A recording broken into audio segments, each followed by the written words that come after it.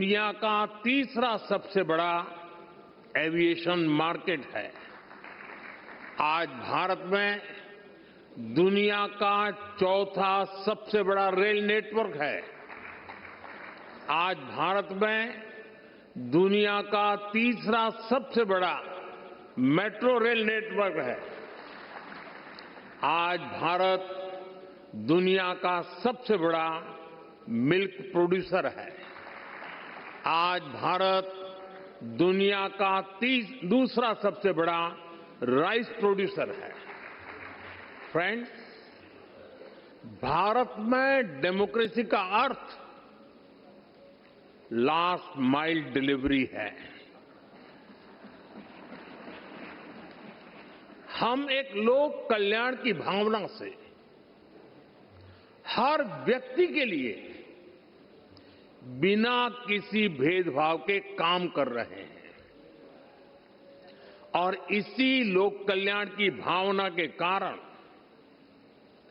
बीते कुछ वर्षों में भारत में 25 करोड़ लोग गरीबी से बाहर निकले हैं। इन इंडिया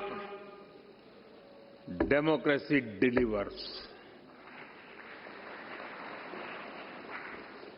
साथियों, भारत में डेमोक्रेसी इसलिए डिलीवर करती है क्योंकि हमारे देश में और भारत में देश की जनता ही हमारे लिए सर्वोपरि है। हमने उसकी एस्पिरेशंस को, जनता जनार्दन के सपनों को प्राथमिकता बनाया है।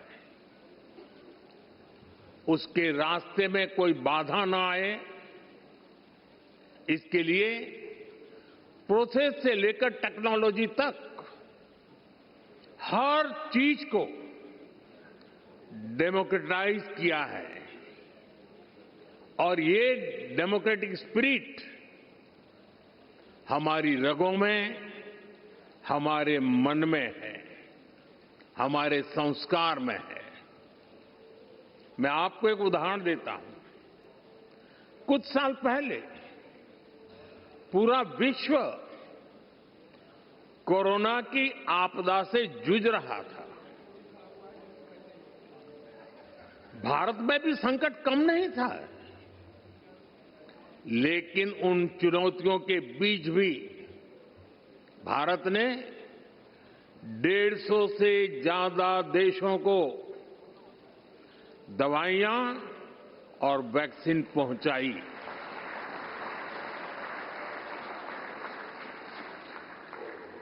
लोगों का हित,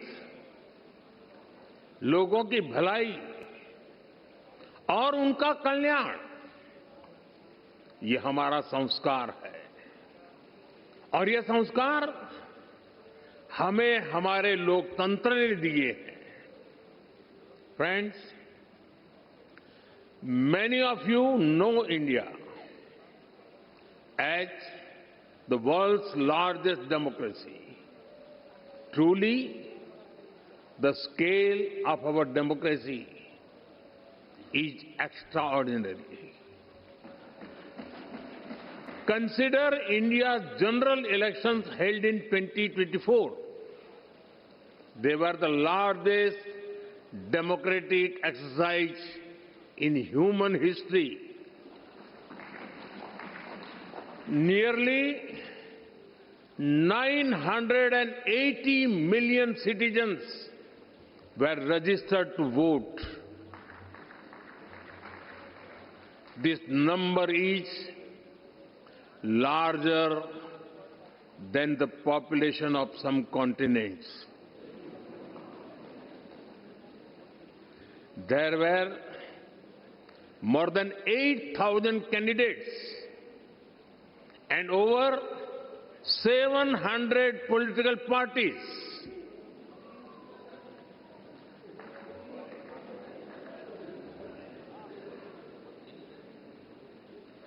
The elections also saw record record participation by women voters.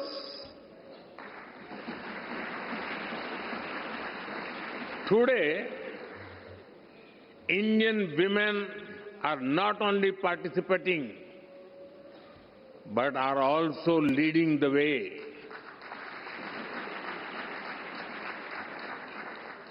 The President of India, our first citizen, is a woman.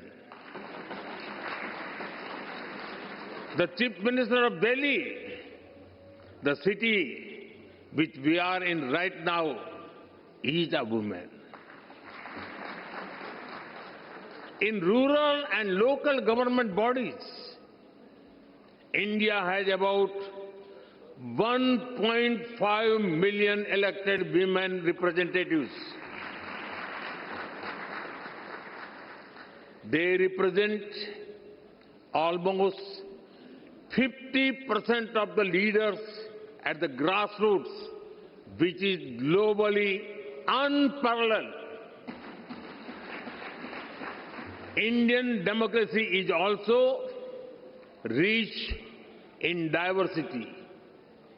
Hundreds of languages are spoken. There are over 900 television channels across different languages. Thousands of newspapers and periodicals are published. Very few societies manage diversity at this scale. India celebrates such diversity because our democracy has a strong foundation. Our democracy is like a large tree supported by deep roots. We have a long tradition of debate, dialogue, and collective decision making. India is called the mother of democracy. Our sacred texts, the Vedas, are over 5,000 years old. They refer to assemblies where people met to discuss issues. Decisions were taken after discussion and agreement. We are the land of Bhagavan Buddha. The Buddhist Sangha used to have open and structured discussions. Decisions were taken through consensus or voting. Further, there is a 10th century inscription from the Indian state of Tamil Nadu. It describes a village assembly that worked with democratic values. There were clear rules for accountability and decision making. Our democratic values have been tested by time, supported by diversity, and strengthened generation after generation. Friends, Commonwealth की कुल जनसंख्या का लगभग 50% हिस्सा भारत में बसता है।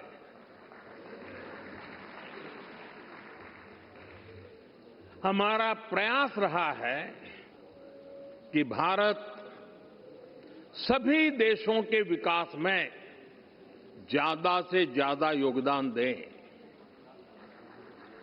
Commonwealth के सस्टेनेबल डेवलपमेंट गोल्स में